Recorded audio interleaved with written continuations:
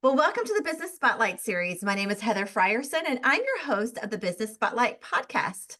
And today I have Shauna, the tax goddess, with us, and she's Hello. going to be sharing so much with us, and we're going to have a lot of fun, I can tell. So, if this is your first time to the channel, be sure to like and subscribe so that you get a notification every time a new show drops, just like this one. Well, Shauna, the tax goddess, welcome to the show. I'm so excited to dive into your journey. Oh, you are so sweet. I am so excited to be here. You are way too much fun as a hostess, so we're just going to knock everybody's socks off. I can't wait.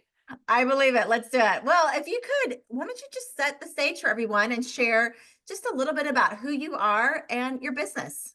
You got it. So, Shauna the Tax Goddess is not a name that came about lightly. I have been doing tax strategy now for well over 25 years. And of course, everybody looks at me and they're like, "You have not." I'm like, it's the baby cheeks, it's always good. But yeah, so I'm ex KPMG, which is one of the four large accounting firms. And basically, my passion, the reason why Tax Goddess was created, the big boys have big boys strategy, and I never thought it was fair. I'm a big believer of fair. It was never fair that the little guys didn't get the big boy strategy. So now, certainly many of you are not going to go form entities offshore in Ireland, right, to save a couple $100,000 in tax or whatever. But if you are looking for strategy, and not many people really understand the difference between their day-to-day CPA and a tax strategist. And I am a CPA, CPA, Masters in Tax, CTC, CTP, CTS, you name it. I got a whole bunch of initials after my name. But really, it's a pairing. Your day-to-day CPA takes your numbers, get them on the return, make sure you're not getting audited, checks all the right boxes, this kind of thing. The job of a strategist is to come in and tweak things. So instead of doing it this way, if we do it this way, that's going to save you $5,000 off your tax bill. If we Love it. implement this strategy, that'll save $100,000 off the tax bill, right? So Wow. really just depends on who you are, what you do, and having that dual-sided team, the tax preparer Mhm. and the strategist is what really just knocks it out of the Wow. park. So That's really cool because I for sure had never heard of a strategist. yes. And I have to say, this goes without saying, but I have to say, your personality goes beyond what we would think a tax strategist would be. And I love it. And I'm here for it. And I think anyone listening would be like, well, if I have to or if I have to do my taxes, which we all do, I want to work with a strategist like Shauna. Absolutely. Well, and listen, I am a firm believer that it takes the village to make it win, right? Mm, You have a financial advisor because that's their specialty. You have a tax preparer because that's their specialty. Tax strategy, if you look at what a tax strategist actually does on a day-to-day basis, hmm. very first, and not everybody will appreciate this, okay? They won't all love it. They all won't want to jump on the opportunity. Very first thing I do every day is read the IRS release of what happened yesterday.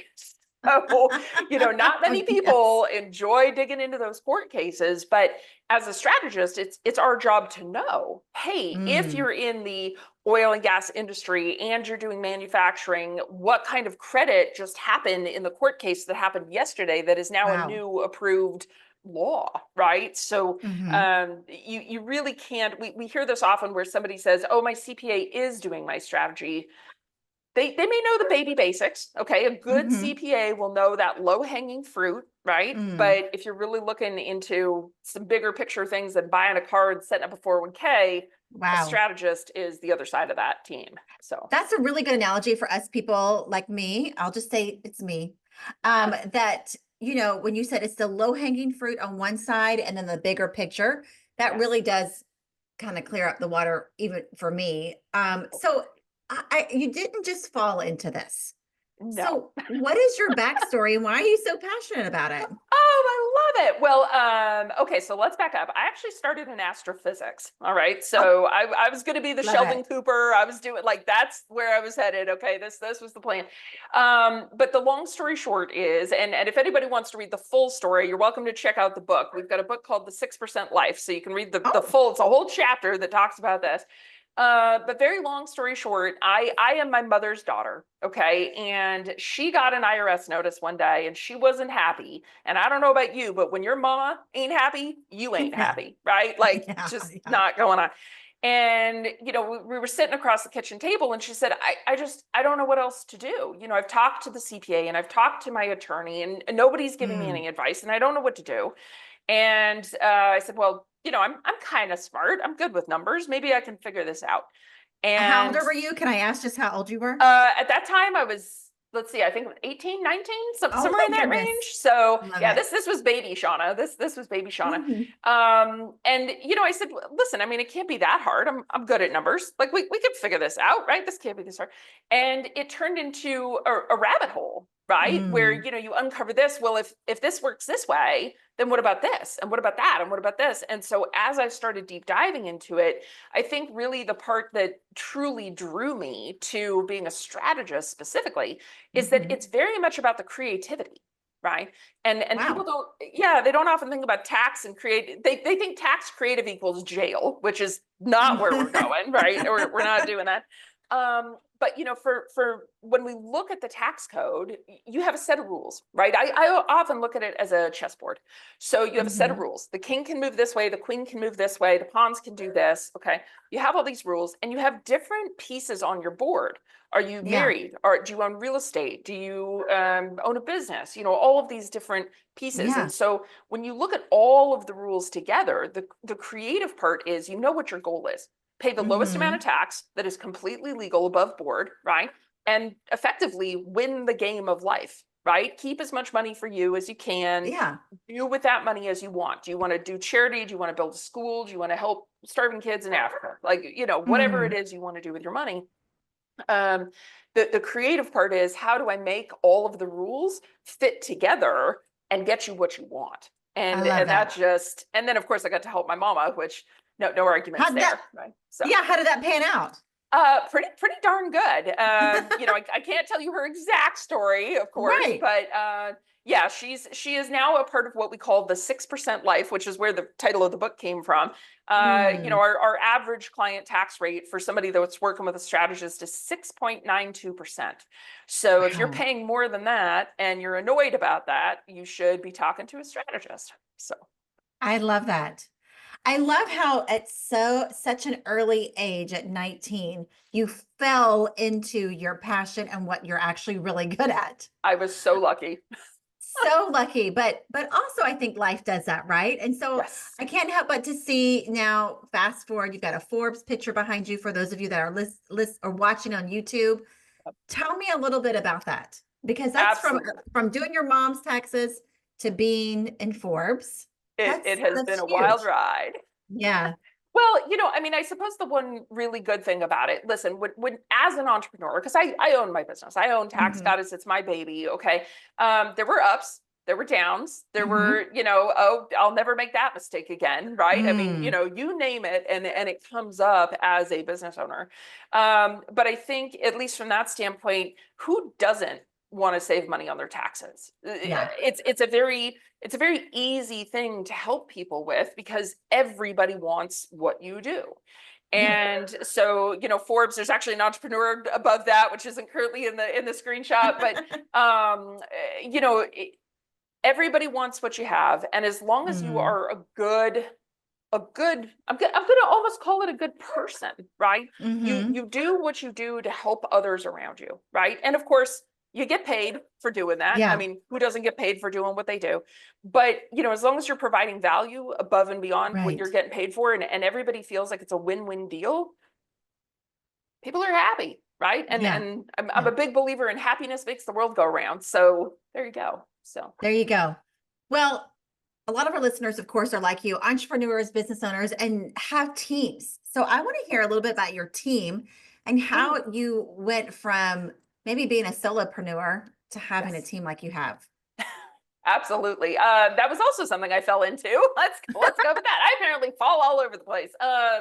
Yeah, so very long story short, okay, when I first started Tax Goddess, I did what most entrepreneurs do. You know, I rented a little office and it was big enough for, well, at the beginning, it was me out of a home office, right? And Hmm. really what ended up happening was, this was back in the day of faxes. Okay, I'm dating myself. Yes, I understand. Back in the day we're of with fax you. machines. Yes. I couldn't figure out how to get my fax machine. I couldn't figure out how to change the ink. Okay, so I'm not very patient. I'm a redhead. For those of you that can't see me, I'm not exactly the most patient person.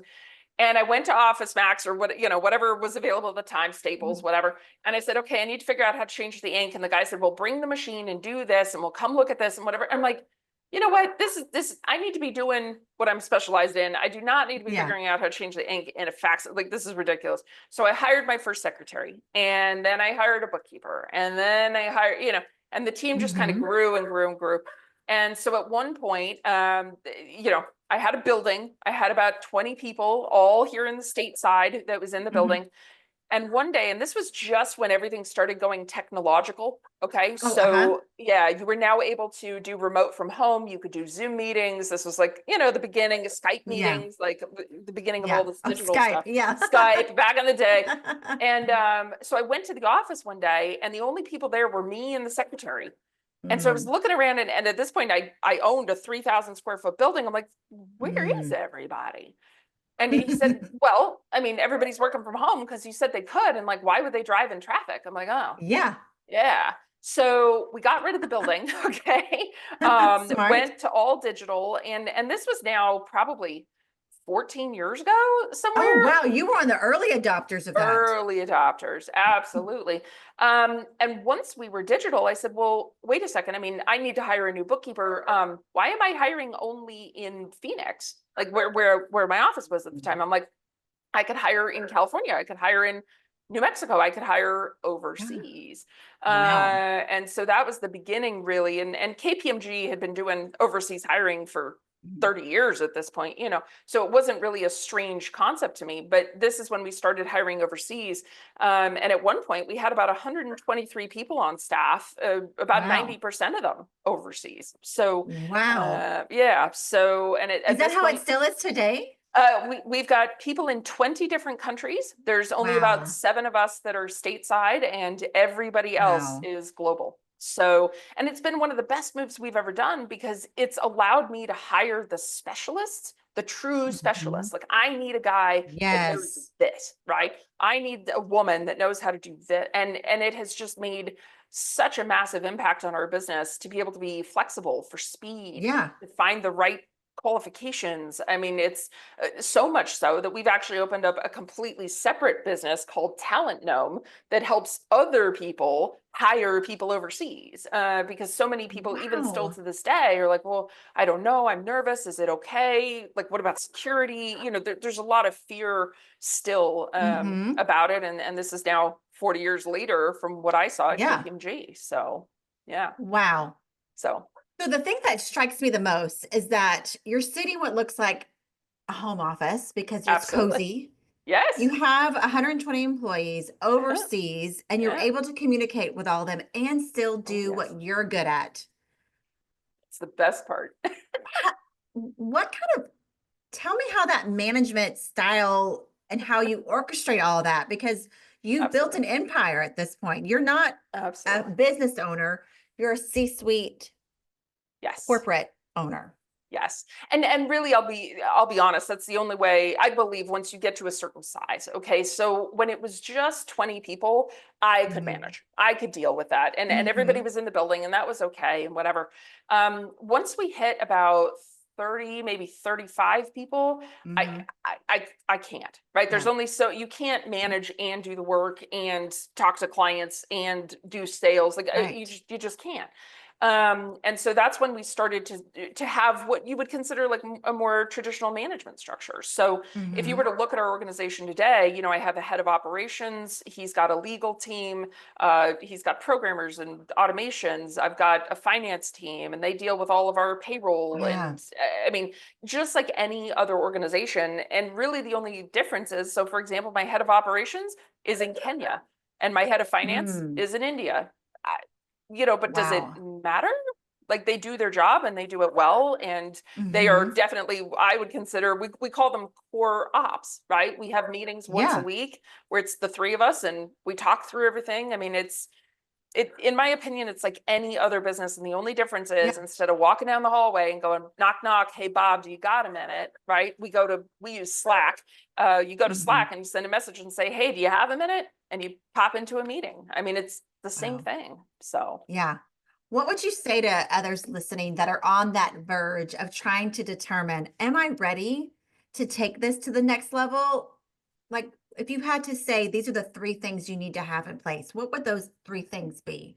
I'm smiling because the very first one in my mind, it's not even three, it's one. If you're thinking Okay. it, you should have done it like 2 months ago. Is basically my answer here.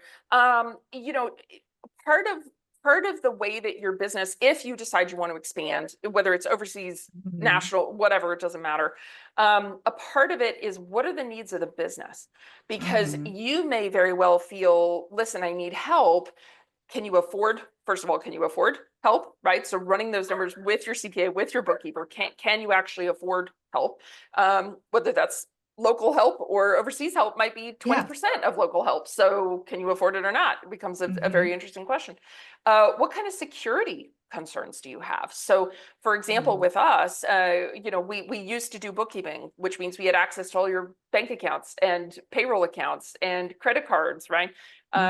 We used to do taxes, right? So we have your socials and your birthdays. I mean, if somebody wanted to do something bad, they could do something bad. And so what kind of security concerns do you need to be looking at? Technology, you know, there is absolutely a very big difference between having Bob down the hallway and having a global team. You know, you have to have project management, you have to have communications. What are your non-negotiables? Okay, so in our business, one of our non-negotiables is if a client sends a message, it's a 3-hour response time during business hours, period. Period. So, and that response may be, I don't know, I'll go get you an answer, but there will be a response. Customer care for me is super important. And so, you know, what for you in your own business, what are your non-negotiables, right? If I'm going to have a team, if I'm going, because you have to give away some of your power. If you have a team, you have to trust, and you have to That's trust right. but monitor. Trust but Trust but monitor. monitor. I'm going to write that down. That's a good one. Yeah. Another way I've heard it phrased is inspect what you expect. That was a really good one. Yeah. Inspect what you expect. I've heard that one too. Yeah. But you know, you have to decide what you're good with, because when you bring on, let's say you do bring on a customer care rep, if they say the wrong thing, yeah, you're not going to be happy with them, but guess who's the bottom line, right? It's you, and it's your business, and it's your name. So do you have the time to train? Okay, if you are so busy that you can't even pull away half an hour to train the person that's supposed to help you, I would love to say you're ready. You need the person, I understand. But if you don't train them, they're not going to live up to your expectations. So how are you going to book time, block time to give to them, to help them take over the work that's off your plate? So good. a million and one ideas and discussions for that. So what would you say your day-to-day looks like? Ooh, meetings, and more meetings, lots of meetings. Yeah, I suppose when you have the team that big. So for example, today I had a tax team meeting, a marketing meeting, a sales meeting, a customer care meeting. I will have a core ops meeting this afternoon with my core team. So, you know, again, I think it goes down to once you get to a certain size and that delegation of power, the best thing you can do is be there for advice and guidance. Right? Let them understand, here's the goal, here's what I need you to do, and make sure that they understand and that they can come to you and ask questions. Because if you abdicate versus delegate, you will have problems. 100%. If you just hand it to somebody and say, here, go deal with it, and you never inspect, you never look, you never monitor, that you will run into problems that you trusted somebody and you never thought would happen. Guess what? That's not what being an owner, a manager, a leader is. You know, you have to watch. So it sounds like you've been really good throughout your whole career as you've built Tax Goddess to take off hats when you need to and give them away. I try. I can't say I was perfect all the time. You know, I mean, there are certain pieces of it where like for example, strategy for me, that's the Mm, piece that's in my heart. And mm, when I finally found somebody within my business that I trusted enough to hand that over to, it was mhm. nail biting every day. I wouldn't tell him I was looking, but every day I was like, so what you doing? What's going on? What's happening? And I do think that there are things deep in your heart that you don't really realize are going to Mhm, impact you until they do.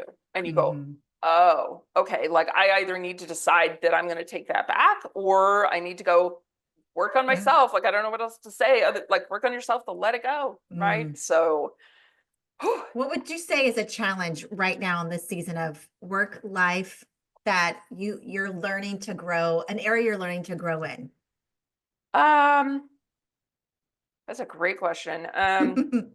I have never been very good at bad news or tough news. Mm, mm, I very much like to keep people happy and keep people pleased, and I do my best to bend over backwards where I can to really make life easier and a better outcome and these kinds of things. And mhm, sometimes that's just not going to happen. Like no matter what mhm, you do, that's just not going to happen. And so, really understanding that, listen, life is life, and you can't control everything. You do the best you can, and as long as you did the best you can go to bed at night. I did the best that I could possibly do, yeah, and I think that's where I'm learning right now, learning yeah. or winning, one of the two, right? So there you go. Learning to winning. Yep. So, if you were to think 3 to 5 years down the road, Yeah. where would you see first Tax Goddess, and then where would you see your place within the organization? Yeah, I definitely would say specialization, more and more and more specialization, right? Mhm, If I look at for both me and Tax Goddess from that standpoint, but if I look at the history of what has happened in the accounting industry in general, right? mhm, So, almost 21 years ago now, 20 something years ago when I started Tax Goddess, we did bookkeeping, we did sales tax, and we did payroll, like we did all the things that an accounting mhm, firm would do. And let's take, for example, bookkeeping. About 10 years ago, QuickBooks Intuit started adding, it wasn't called AI then, but they started adding mhm, automation and let's make the job mhm, easier. Well, you get to a point where you don't need a specialist anymore because it's route, it's commoditized. mm, It's, you just don't need a specialist. And so we're starting to see that in the tax industry now. No big mm, surprise, especially with AI coming out. It'll mm, be mm. really interesting for me to see how TurboTax does with this year's with the AI and the Oh, yeah. TurboTax, built in, and what happens on that front. Mm, Tax strategy, I think, is the way of the future from that standpoint. wow. So yeah, and Because I think nothing's that going to take the place of a real person. um, I think it'll be a long time until that happens. I do. Mm, Because when you look at any job, packing boxes at Amazon, they now have robots that can do that, right? yeah. So the more easy and repetitive that a job is, the more likely it is to be replaced. AI, Mm, robots, what androids, like whatever, okay. mhm, But the more complex, the case when you look at how many microprocesses or whatever that the human brain can do mhm, compared to the AI, at this point, I think the last count that I saw was that the human brain can move 140 times faster than an AI in processing the amount of data. oh, So, wow. is that going to be 1 year? Is that going to be 10 years? Is the Mm, AI ever going to get that fast? Who knows? yeah. So, yeah, it's a great question. If I had a glass ball, we'll sort that out. I don't know. It's a great question. So. Yeah, but I'm sure it's one that you always are thinking to, looking towards your future and how tax goddess can leave a legacy. Yeah, I think, one of the most important things, and I've taught my team, if you're not keeping up with the changes that are Mm, happening, you're being left behind. mm, And I know, for example, I'll pick on one of my favorite content writers within our firm, right? He said, well, I'm not going to use AI. I feel like that's going to destroy my creativity. And within about 2 months, he's like, the AI comes up with, I still get my creativity. The AI comes up with some good ideas that I wouldn't have thought of. And I really mhm, appreciate, Shauna, you forcing mhm, me, like even though I was mhm. crossing my arms and I'm not going to do it, you forcing me to at least look at it and look and see what it Yeah. can do to help. And Mhm, I've absolutely, I mean, what AI's been out to the public for 9 months, and at this point, it's completely integrated into everything we do. Everything. So, It's so true. yeah. Yeah. Before we get to some fun rapid fire questions, share with our audience, because they're listening to this, they don't have a strategist. They've never heard of it. They think it's a good idea. What kinds of people or companies are your niche right now or should be hiring you? I love it. Who should we call in? Thank you. Well, yeah. So really, there's kind of a break-even point in tax strategy. Okay, if you're not paying at least $100,000 a year in tax, hiring tax strategists isn't going to make a lot of sense. Generally, tax strategy, I mean, let alone, you've got to pay the strategist, but generally, tax strategy also includes moving some cash around. So you need to have some sort of free cash flow. That $100,000 worth of tax is kind of the baseline minimum of what you're paying. And that can be across the states, the feds, California. If you live in California, just call, we'll help you, like no problem. But I think the other thing really is a lot of people want the strategy, but listen, we're coaches, right? We can lead the horse to water, but if you don't drink, if you don't take action, action coach, business coaching, you have to actually take action on this stuff, because we can describe it, but if you don't do it, you won't see the savings and you won't be happy with it. And so if you're in that business mode where you have been able to back out a little bit and you do have a little bit of free time that you can look at the bigger picture and that kind of thing, it tends to be a better time versus if you're a solopreneur and you're working 14 hours a day. I could talk, I could explain, I could teach you. Yeah. You won't have time to implement it, so it won't help you. So that's so good. Yeah. Thanks for explaining that to us, because, well, not to us, to me. I'm just going to admit it. Thanks for explaining it to me. I think it's so good. Yeah, if you don't know, you don't know. I mean, we get calls all the time, Shauna, heard your name, heard you on a podcast, you're amazing, want to save tax. And we're like, okay, so do you have at least 40 hours this year to designate to us? Because we're your new girlfriend is always the way I describe it. Right. Yeah. We're gonna want your attention, and we're gonna need data, and we're gonna need you to do things and go places with us, for us, right? So I very much always liken us to having a new girlfriend. Well, because and in that sense, you're probably selective on who you want to take on as your next, 100%. partner, girlfriend, boyfriend, whatever. Like 40 hours a year with one person is a lot. So there has to be a good fit both ways. 100%. 100%. Yep. I couldn't have said it better myself. So yeah. That's so good. Well, are you ready for some rapid fire fun questions? I am. Let's do it. All right, let's do it. Okay. What would you say is the key to success for you? Do it or do not. There is no try. Do Master or do Yoda. not. All day. Yeah, I love that. All right. What is your one piece of advice that you would give to other business owners? Time block it or forget it. If you're not organized, you'll lose yourself, and that'll be bad. I honestly have done so many shows and I've never heard anyone talk about time management on that question. That's really good. All day. It's the only way that I can do what I do. Yeah. Every minute of my day is time blocked. It's, in my opinion, the way to go. So. Yeah. And color coded, I'm sure, on your calendar. Yes, it is actually. Yes. I love that. I like it. I like it. All right. Book or podcast? What are you reading or listening to right now? Does the IRS code count? It's tax season, so I don't know that that's a fair question. You know what? I will go with YouTube, if that's all right with you. Yes. I love when I have free time. I love working outside. I love working in the garden or like building things with my hand.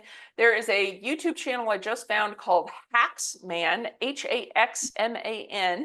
And I just watched how to build a privacy fence. So I like learning how to do things. So I love that. I've heard that if you work with your brain, when you need a break, you got to work with your hands and vice 100%. versa. So that makes a lot of sense that you like to build things in garden because you use your brain all day long. All day. Yes, ma'am. Yep. All right. This is a fun question. If you had a little bit of magic dust and could place it anywhere in your business, where would you sprinkle it? Probably marketing. I do a good job. People, when they hear me, when they speak to us, they know that we can do a good job for them, but I'm not a marketing guru. I don't know. I'm sure I'm doing my YouTube videos wrong. I have no idea. Marketing would be a good idea, I think. Yeah, I love that. I think that's a lot of us. Okay, before we get to the final question of the day, share with everybody in our audience how they can follow you, hire you, all the things. Oh, you're a sweetheart. Okay. Well, we are everywhere. We're easy to find. So look up Tax Goddess. That's the name of the company, name of the website. So pretty easy to find from that standpoint. I know we're going to be putting a special link down in the show notes, I think, right? So Yes. I would say use that link if you're seeing the show notes for sure. But I try really hard to give a lot of education because again, you know, the passion started with bringing the big boy strategies to the little guys. So even if you're not quite yet at that $100,000 tax mark, but you want to learn how to write off your kids, write off your dogs, check out the YouTube channel. We try to cover as much as we can there. And but big giant asterisks, do not take tax advice from YouTube or TikTok or whatever, right? Like make sure you're working, you know, with somebody that understands to make sure you're doing it right.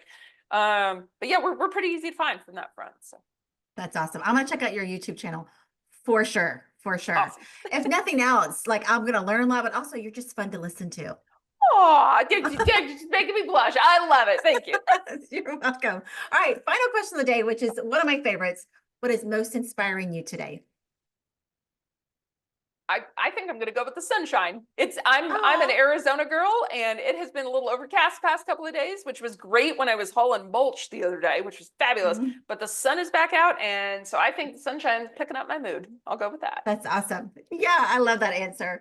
Well, Shauna, you're just so fun to listen to, and I cannot imagine how easy and just personal you make being someone's tax strategist. I think that's one of the most important things, that you're approachable, and not only are you smart at what you do, and you've obviously have grown a global company, but you're very approachable. And I just encourage everyone that's listening or watching today to go check out Shauna, the Tax Goddess, and follow her and reach out to her and let her know that you heard the show, or more importantly, use the referral link in the show notes. So I would actually encourage everyone that's watching today to save the show and come back, because we all need this advice, and to subscribe so that you don't miss a notification every time a new show drops, just like this one. Thanks for everyone to join us today, but a special thank you to you, Shauna. This was amazing. Thank you for joining me. Thank you so much for having me, Heather. It's been way too much fun. Way fun. All right, we'll see you next time. Bye-bye.